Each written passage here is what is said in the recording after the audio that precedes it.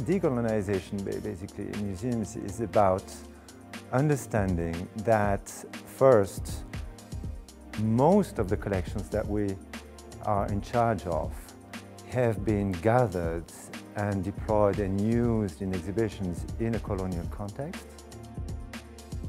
Today, our audiences, our public, are more and more aware and demanding information and explanation about these collections, and they are more and more critical about the way we use them. Over the past 30 years, things have changed drastically in the sense that now museums are considering more and more the fact that they are stewards of these collections and not only owners. So we try very much to get away from this idea of appropriativeness of collections.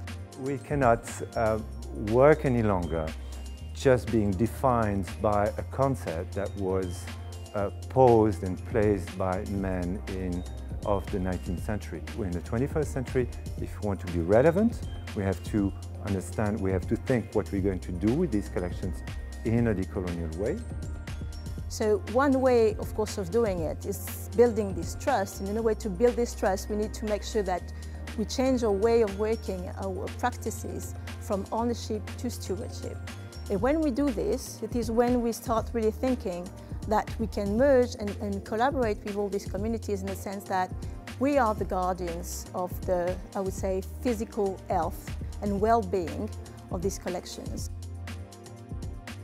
Today we want to acknowledge intellectual property, cultural rights, or at least the claims that some people, families, clans, groups, indigenous people may have with regard to some collections. Objects or collections that they may or may not want us to use, to touch, to exhibit, to show, to share, sometimes even might want to have repatriated or returned.